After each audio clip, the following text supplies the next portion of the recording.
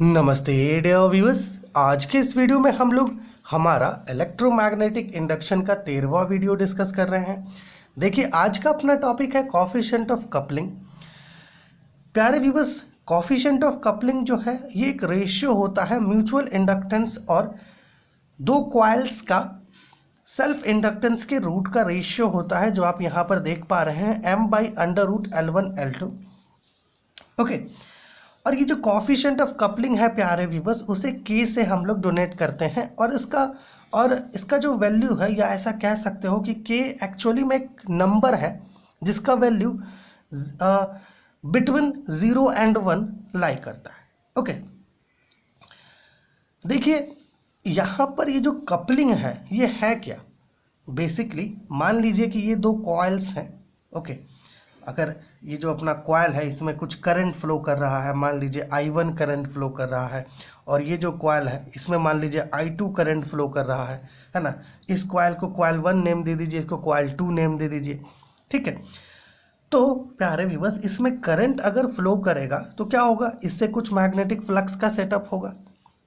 Okay, तो ये जो मैग्नेटिक फ्लक्स का सेटअप होगा कॉइल 1 में, वो क्या होगा, इस कॉइल 2 से भी लिंक्ड होगा। ओके, चांसेस है ऐसा, क्योंकि कॉइल 2 क्या है, इसके बहुत नज़दीक है। तो ये जो मैग्नेटिक फ्लक्स का लिंकअप है इसे ही कहते हैं coupling. Okay, coupling between two coils. अब ये कपलिंग मैक्सिमम भी हो सकता है और ज़ीरो भी हो सकता है।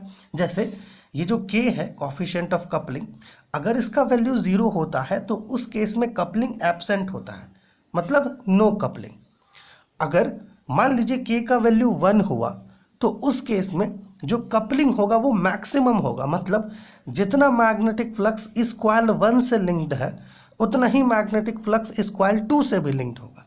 तो ये केसेस को आगे चर्चा करेंगे और देखेंगे कि ये जो के है इसका जो वैल्यू है वो किन किन फैक्टर्स पे डिपेंड करता है। ये सारी चीज़ों को आज के इस वीडियो में डिस्कस करेंगे।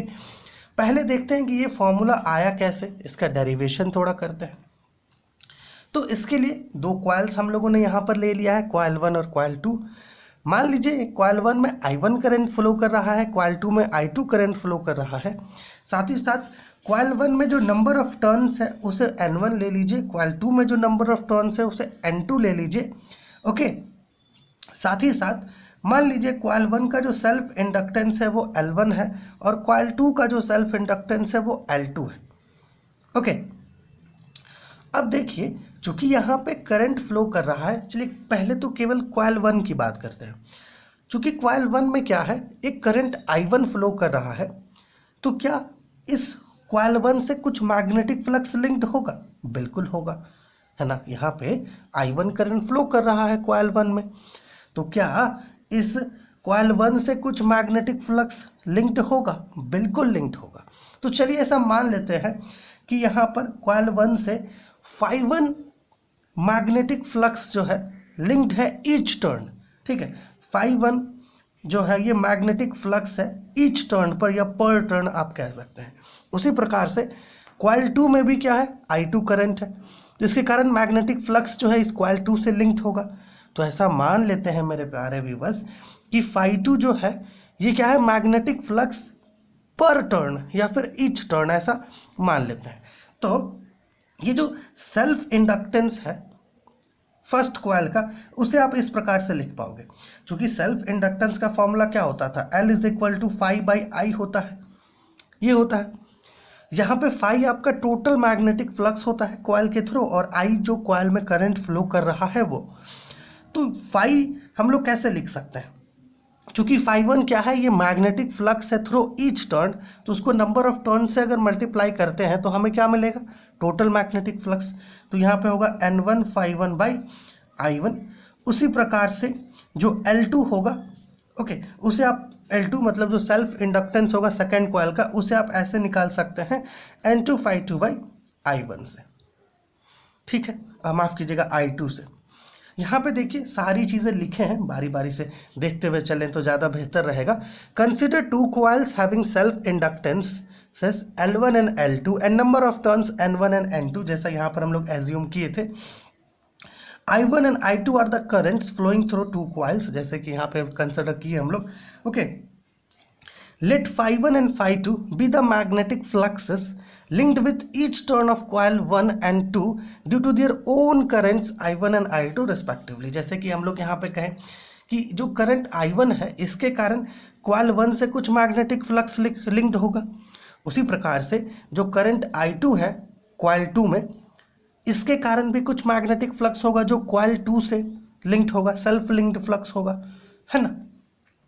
तो हम लोग ऐसा कंसिडर किए कि phi1 जो है ये मैग्नेटिक फ्लक्स है through each turn off coil 1 and phi2 जो है ये आपका मैग्नेटिक फ्लक्स है through each turn off coil 2। जैसे कि यहाँ पर एज्यूम किया भी वो है let phi1 and phi2 be the magnetic fluxes linked with each turn of coils 1 and 2 due to their own currents I1 and I2 respectively.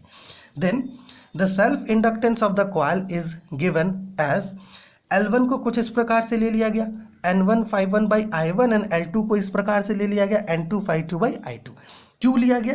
क्योंकि हमें पता है L क्या होता है phi by I, और चूंकि phi टोटल मैग्नेटिक फ्लक्स है तो, और यहाँ जो हम लोग phi1 लिए हैं कॉइल 1 के लिए ये क्या है magnetic flux through each turn, तो नंबर ऑफ टर्न्स को मल्टीप्लाई करेंगे तो टोटल मैग्नेटिक फ्लक्स मिलेगा, इसलिए ऐसा लिए। तो चलिए L1 वाले को 1 ले लेते हैं, L2 वाले को सेकेंड इक्वेशन ले लेते हैं। अब आगे का कार्य यहाँ पर देखिए हम लोगों ने लिखा है let phi12 be the flux per turn in the coil 1 okay due to current I2 in coil 2। Similarly phi21 okay is flux per turn linked with coil 2 due to current I1 in coil 1। Okay देखिए हम लोगों ने starting में देखा कि अपना जो coefficient of coupling है एक्चुअली में ये एक रेशियो है m by under root L1 L2 का।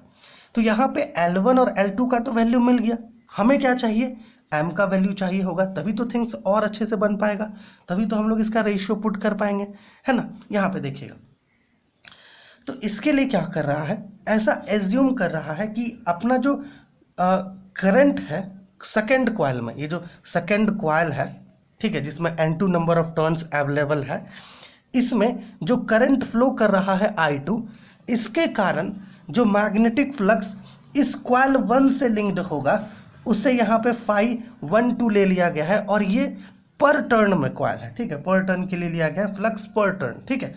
उसी प्रकार से जो कॉइल 1 है इसमें जो करंट फ्लो कर रहा है I1 इसके कारण जो मैग्नेटिक फ्लक्स है कॉइल 2 के पर टर्न में उसे यहाँ पर phi21 ले लिया गया है ठीक है।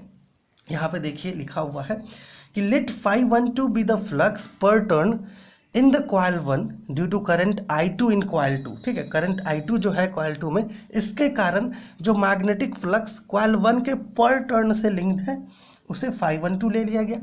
उसी प्रकार से कॉइल 1 में जो करंट है I1 ओके इसके कारण जो मैग्नेटिक फ्लक्स लिंक्ड होगा आपका इस कॉइल 2 से उसे phi21 ले लिया गया। अब आप कहेंगे कि कैसे मैग्नेटिक फ्लक्स लिंक्ड होगा, भाई I1 करंट है ये कुछ मैग्नेटिक फील्ड तो प्रोड्यूस कर रहा है ओके तो कुछ फ्लक्स कॉइल 1 से लिंक्ड है। अब चूंकि कॉइल 2 काफ़ी नज़दीक है इसके तो कुछ फ्लक्स इससे भी लिंक्ड होगा, कह सकते हैं ऐसा ओके। तो प्यारे व्यूअर्स यहाँ पर म्यूचुअल इंडक्टेंस निकाला जा सकता है इन दोनों के बीच, है ना। तो mutual inductance M between these two coils coil 1 and 2 is equal to क्या होगा, अगर हम लोग N1 के वर्च्यू पे माफ़ कीजिएगा कॉइल 1 के वर्च्यू में निकाले तो वो होगा N1 phi12 बाई यहाँ पे इसमें हमें I2 लेना पड़ेगा I2 ओके ठीक है, क्योंकि इसमें जो मैग्नेटिक फ्लक्स है phi12 वो इस I2 के कारण हम लोग लिए हुए हैं ना phi12 ओके। और चूंकि phi12 क्या है पर टर्न के थ्रू मैग्नेटिक फ्लक्स है तो उसे N1 से मल्टीप्लाई करेंगे तभी तो टोटल मैग्नेटिक फ्लक्स मिलेगा। और आप चाहें तो इसे जो है कुछ इस प्रकार से भी ले सकते हैं N2 के फॉर्म में भी N2 phi21 बाई I1, क्योंकि phi21 जो मैग्नेटिक फ्लक्स है कॉइल 2 में वो करंट I1 के कारण है ठीक है। यहाँ पे देखिएगा लिए हुए हम लोग ये इस चीज़ को इसको इक्वेशन नंबर 3 लिए हैं ठीक है। अब देखिए यहाँ पर आगे का जो काम हम लोग करेंगे वो एक अजम्पशन के बेसिस पर करेंगे, क्योंकि प्रैक्टिकली ये चीज़ हैपन नहीं होता है। यहाँ पे हम लोग लिखे हैं कि the whole flux from one coil is linked with the other. कहने का अर्थ ये है कि एक ये कॉइल 1 से जितना मैग्नेटिक फ्लक्स लिंक्ड होगा उतना ही मैग्नेटिक फ्लक्स इस कॉइल 2 से भी लिंक्ड होगा। ओके, यहाँ पे ऐसा एज्यूम करके चला जा रहा है ताकि इसको डिराइव किया जा सके। The whole flux from one coil is linked with the other coil. So इसका मतलब ये है कि इस कॉइल 2 में जो मैग्नेटिक फ्लक्स होगा करंट I1 के कारण, वो आपका इस करंट I1 के कारण इस कॉइल 2 के हर एक टर्न के थ्रू जो मैग्नेटिक फ्लक्स था φ21, ये आपका φ1 से इक्वल होगा। ओके, और करंट I2 के कारण कॉइल 1 में जो मैग्नेटिक फ्लक्स था दिस इज φ12, ये आपका φ2 से इक्वल होगा। यहाँ पे देखिएगा हम लोगों ने लिया है φ21 is equal to φ1 and φ12 is equal to φ2। करेंगे क्या, ये जो म्यूचुअल इंडक्टेंस वाला है, म्यूचुअल इंडक्टेंस के लिए जो इक्वेशन मिला है, इसमें देखिएगा φ12 है, इसके जगह पर φ2 रख देंगे, और यहाँ φ21 है, इसके जगह पर φ1 रख देंगे, है ना। तो थोड़ा सा फॉर्मूला यहाँ पर क्या होगा आपका मॉडिफाई हो जाएगा, थोड़ा सा देखिएगा। नाउ इक्वेशन 3 बिकम्स, इक्वेशन 3 क्या हो जाएगा, equation 3 becomes m is equal to n1 φ12 है ना, φ2 by I2 is equal to n2 φ1, क्योंकि φ21 φ1 से इक्वल है, बाई I1। ठीक है, कुछ ऐसा हो जाएगा। इसको इक्वेशन नंबर 4 ले लेते हैं। उसी प्रकार से हमारा ये जो इक्वेशन नंबर 1 और इक्वेशन नंबर 2 था, इसको मल्टीप्लाई कर देते हैं। यहाँ पे देखिएगा ऑन मल्टीप्लाइंग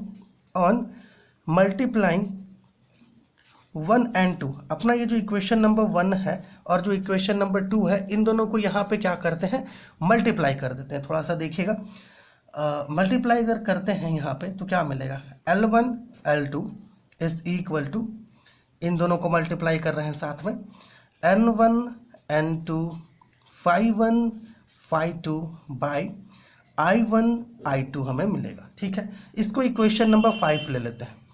अच्छा, यहाँ पर देखिएगा हमारा जो रेशियो था वो क्या था, m/√, में था। तो यहाँ पे हम लोग क्या करेंगे, m² लेंगे। यहाँ पर देखिएगा, now m² is equal to, अगर हम लोग m² ले तो क्या कर सकते हैं, इन दोनों को साथ में मल्टीप्लाई करके ले सकते हैं, क्योंकि दोनों तो इक्वल ही हैं। तो अगर दोनों को मल्टीप्लाई करते हैं तो यहाँ देखिएगा हमें मिलेगा N1 N2 φ1 φ2 by I1 I2। इसको ले लीजिए इक्वेशन नंबर 6। अब आप इक्वेशन नंबर 5 और 6 को कंपेयर कर सकते हैं। अगर आप कंपेयर करते हैं तो आप ये ऑब्जर्व करेंगे कि दोनों का जो राइट हैंड साइड है वो इक्वल है। इसका मतलब ये है कि यहाँ जो m² है ये एक्चुअली में L1 L2 से इक्वल है। सो m इज इक्वल टू क्या हो जाएगा, √L1 L2। ओके, इसको ध्यान रखिएगा। और ये जो हम लोग डिराइव किए हैं, ये किस बेसिस पर किए हैं, इस बेसिस पर किए हैं कि जितना भी फ्लक्स है, जितना भी मैग्नेटिक फ्लक्स है जो वन कॉइल से लिंक्ड है, वो अदर कॉइल मतलब दूसरे कॉइल से भी लिंक्ड होगा। ठीक है, ऐसा मान करके हम लोगों ने इसे डिराइव किया है। ठीक है, अब देखिए एक्चुअल प्रैक्टिस में, ठीक है, एक्चुअल प्रैक्टिस में हम लोग ऐसा कह सकते हैं कि एक्चुअल प्रैक्टिस में ये नहीं होता है। कहने का मतलब ये है कि एक्चुअल प्रैक्टिस में कॉइल 1 से जितना मैग्नेटिक फ्लक्स लिंक्ड है वो कॉइल 2 से भी लिंक्ड होगा, ये ज़रूरी नहीं है। ओके, एक्चुअल प्रैक्टिस में। तो यहाँ पे हम लोग करते क्या है कि हम लोग इसे कुछ ऐसे लिखते हैं, इस इक्वेशन को कुछ ऐसे लिखते हैं, m/√L1 L2, और इसे ही कहते हैं क्या, कोफिशिएंट ऑफ कपलिंग। इसे ही क्या कहते हैं, कोफिशिएंट ऑफ कपलिंग। और कोफिशिएंट ऑफ कपलिंग को हम लोग K से डोनेट करते हैं। ओके, यहाँ पर ये जो K है मेरे प्यारे व्यूअर्स, ये क्या है, एक नंबर है। ठीक है, K बेसिकली क्या होता है, एक नंबर होता है जिसका वैल्यू आपका 0 and 1 के बीच लाई करता है, 0 and 1 के बीच लाई करता है। अब देखिए इसका जो वैल्यू है ना, वो डिपेंड करता है कि हम लोगों ने जो कॉइल लिया है, जो कॉइल्स कंसिडर किया है, वो कॉइल्स का ज्योमेट्री किस प्रकार का है, साथ ही साथ इसका रिलेटिव पोजीशंस किस प्रकार का है, इस पर डिपेंड करता है कि K का वैल्यू कैसा होगा। ओके, तो यहाँ पर देखिएगा हम लोग एक बड़ा ही इंपॉर्टेंट पॉइंट लिखेंगे कि K is a number, okay, number between 0 and 1 depending open, एक मिनट थोड़ा सा पेन बदलते हैं, depending open the geometry of the coils, जो कॉइल्स हम लोगों ने लिया उसके ज्योमेट्री पर डिपेंड करेगा, एंड देयर रिलेटिव पोजीशन, और उसके रिलेटिव पोजीशन पर डिपेंड करेगा, ठीक है, एंड देयर रिलेटिव पोजीशंस, ठीक है। अब यहाँ पे थोड़ा सा समझिए, मान लीजिए कि हम लोगों ने जो कोफिशिएंट ऑफ कपलिंग लिया है ना, जैसे K से डोनेट कर रहे हैं, अगर इसका वैल्यू 1 है, ठीक है, मान लीजिए K का वैल्यू जो है ये 1 है ना, तो चूंकि हम लोग देख पा रहे हैं कि इसका वैल्यू 0 and 1 बिटवीन हो सकता है, तो K इज इक्वल टू 1 क्या होगा, एक मैक्सिमम वैल्यू होगा, है ना। तो इस केस में हम लोग क्या कहेंगे कि जितना भी मैग्नेटिक फ्लक्स इस कॉइल 1 से लिंक्ड है उतना ही मैग्नेटिक फ्लक्स इस कॉइल 2 से भी लिंक्ड होगा, ओके।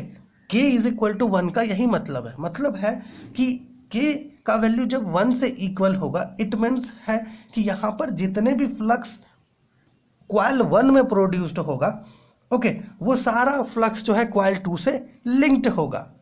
इसका मतलब यही है K इज इक्वल टू 1 का, ओके।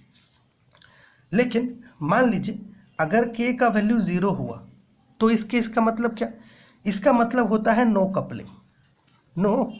कपलिंग, मतलब यहाँ पे जो है कपलिंग एब्सेंट है, नो कपलिंग बिटवीन 2 कॉइल्स, ठीक है। और इस केस में जो कपलिंग हमें देखने को मिलेगा वो मैक्सिमम कपलिंग होगा, या फिर हम लोग ऐसा भी कह सकते हैं कि no leakage LEAKAG, no leakage of flux, ऐसा भी कह सकते हैं। मतलब यहाँ पे फ्लक्स जो है जो कॉइल 1 से जुड़ा हुआ है वो कॉइल 2 से भी जुड़ा हुआ है, किसी भी प्रकार का कोई लीकेज नहीं है, ओके। सो ये दो इंपॉर्टेंट केसेस थे, और ये दो फैक्टर्स को ध्यान रखिएगा। जो K का वैल्यू है आपका 0 से 1 के बीच, वो डिपेंड करता है कि जो ज्योमेट्री है कॉइल्स का वो किस प्रकार का लिया गया है। मतलब है कि यहाँ पर देखिए दोनों कॉइल्स हम लोग सेम तरह का लिए थे, बट अलग अलग तरह से भी कॉइल्स लिया जा सकता है, ओके। तो कॉइल्स का ज्योमेट्री किस प्रकार का है, और यहाँ पे देखिए पोजीशंस दोनों का, है ना, और उसके रिलेटिव पोजीशंस पर भी थिंग्स डिपेंड करता है। अच्छा, एक और चीज़, जैसे कि हम लोग यहाँ पे क्या बताएं आपको कि m/√L1 L2 को K से डोनेट कर रहे हैं हम लोग। अब जब K का वैल्यू 1 होगा तो उस केस में आप देखिए m/√L1 L2 जो है ये 1 से इक्वल होगा। मतलब है कि m जो है ये √L1 L2 से इक्वल होगा। क्या यही इक्वेशन हमें यहाँ पर मिला था? बिल्कुल, है ना। और इसका मतलब क्या है कि चूंकि K का वैल्यू 1 है ना, उस केस में इसका मतलब ये है कि जितना फ्लक्स कॉइल 1 से लिंक्ड है उतना ही कॉइल 2 से भी लिंक्ड होगा। इसका मतलब यही है, और यही असम्पशन हम लोग यहाँ पर भी लिए थे। The whole flux from one coil is linked with the other, okay. So इसे भी आपको क्या करना है, ध्यान में रखना है। होप ये जो वीडियो है आपके लिए हेल्पफुल हुआ होगा।